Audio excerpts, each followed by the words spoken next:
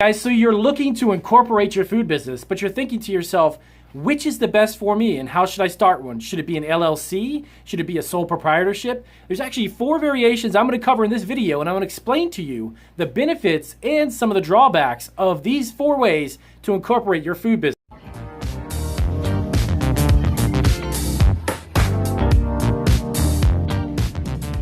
Guys, it's Damien from Marketing Food Online, and as I was mentioning in that intro there, we are going to cover the 4 different ways that you can actually incorporate your food business and some of the benefits and some of the drawbacks that each one of these do have.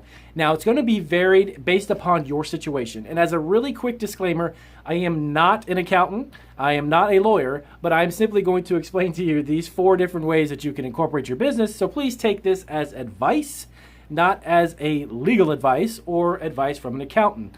Now, I personally have an LLC, number 3 there.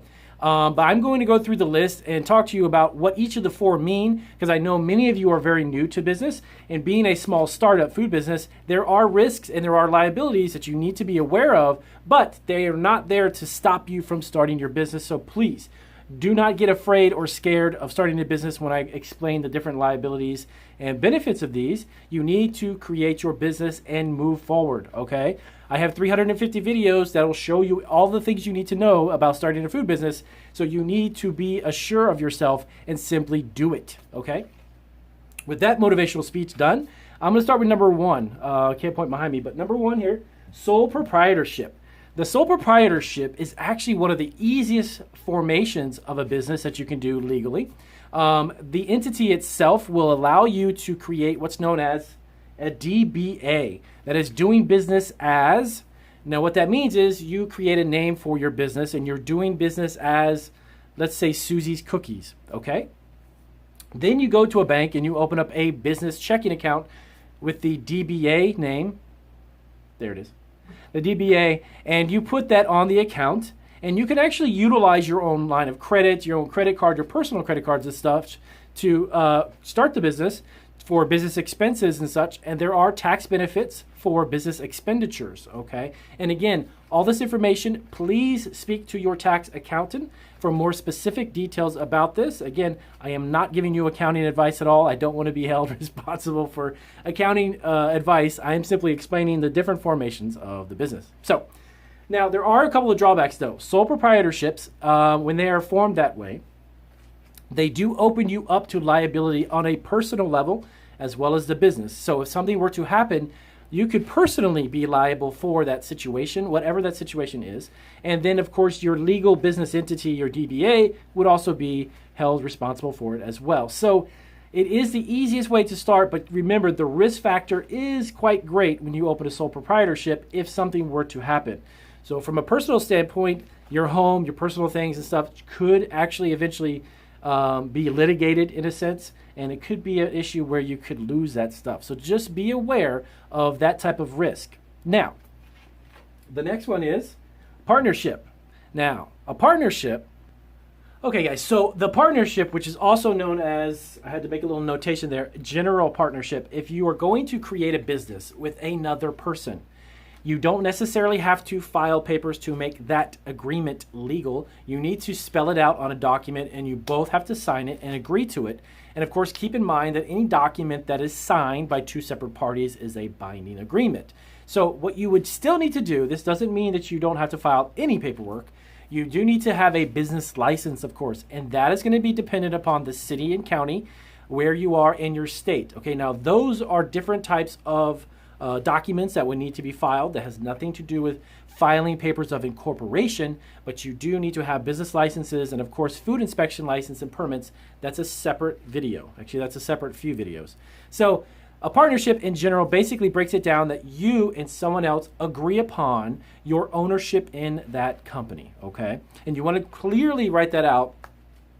I would highly recommend, I'm sure many of you watching are not lawyers. I would highly recommend that you find a lawyer to specifically spell that out and make it a legal document with kind of some legal jargon, some legal words, if you will. You can still create one yourself if you and a good friend of yours really want to create that food business and you have a great product, you're super excited about it, wonderful. spell it out on paper and make sure you both have copies. And I would recommend that you have a lot of copies. Put them in different places so you do not lose them, because down the road, if something were to happen, you need to have that documentation to prove your side, okay? So a partnership, again, which is known as a general partnership, basically an agreement of two parties that are going and entering into business, okay? Remember, you do still have to have business licenses and food permits and whatever it is that you need on the other side of that, okay? So the next one, LLC, which stands for Limited Liability Corporation. That is the type of entity that I am actually have formed in my candy business, and that limits the liability factor for your business, okay? And what that means exactly, okay, so it's very similar to a partnership. It actually protects the personal assets of both parties. So if you were in a joint venture and you had two separate people entering into a business and they wanted to create an LLC, from a liability standpoint, if somebody were to make this referable to a food business, you actually, if someone were to get sick or had an allergic reaction and there was some litigation involved, some legal aspects, your business, your personal items and your personal belongings, your personal assets would not be able to be brought into it, only what you have in the business itself, okay? And again, another disclaimer, double check again with your accountant and find out what it is the best way to form your business for you. Because to be honest with you, these 4 different variations of formations, creating these business entities, I can explain what they are, but in a lot of different states and a lot of different ways, those tax benefits, if it's home-based, if it happens to be in a commercial facility, there's a lot of variables.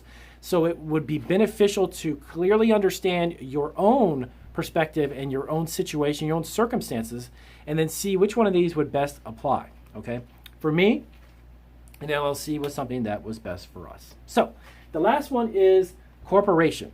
Now, corporation is something, and when you're starting a small food business, I personally wouldn't exactly jump up and down about doing that just yet. If your business scaled and you grew that into something that was a multi-million-dollar business and you wanted to have an IPO, and then you've got stocks and you've got directors, board directors, and you've got members, and you've got all kinds of like an executive board and such, that's where it becomes a little more complicated. So right out of the get-go, I don't know of a lot of friends of mine who have food businesses. A lot of them have not really ever started as a corporation, but you can down the road change the type of entity that you have and you can create a corporation. Now, there's also tax issues that come involved with what you can claim and what you can't claim. It becomes, for lack of a better term, a little sticky situation, no pun intended. It just becomes really sticky, and in food businesses, they don't necessarily do that off the bat, okay? A lot of them start with the smaller type of formation, the sole proprietorships, even LLCs, because you really want to kind of protect your personal assets and such. And of course, the corporation is a separate entity completely, but corporations are a little more complicated in regards to the formation of them. So my own opinion, the first 3, probably your best way to start a food business, and then down the road, you can evolve into one of these. So I hope that clarifies some basic understandings about formations of food business entities. Try to figure out, again, what is going to be your best for you. If you're starting at home and you want to protect yourself, you may want to do one of the first 3, okay?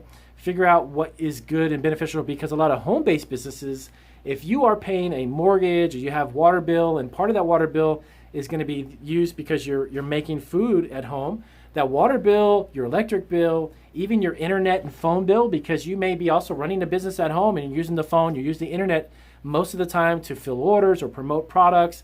A lot of these are deductible. They're items that can be deducted as business expenses. But again, check with the person you're doing your accounting with and specifically explain to them what you are doing, how you're doing it, and they'll give you more specific information as to the accounting aspects of it, because I'm not an accountant at all. So keep that in mind, and you do have a lot of benefits with a home-based business. You also have a lot of benefits in general with starting a small food business. So at the end of the day, the first part of my message was, don't let this scare you. Don't let this push you away, because you're thinking to yourself, liability, risk, liability. Listen, everything in your life from day one to the end of the days, everything has risk in it, okay? And if you focus too much on the risk, that risk will scare you, fill you with fear about something, and keep you from doing your business, keep you from pursuing something that could be something that you could be really passionate about just because of the liability and such. That's why we have insurance. That's why we have these types of entity formations, okay, to take that liability off your shoulders and help you focus on creating your business. Don't let these scare you. Don't let any of this push you away from the idea of starting your food business. Just take it one step at a time and do it.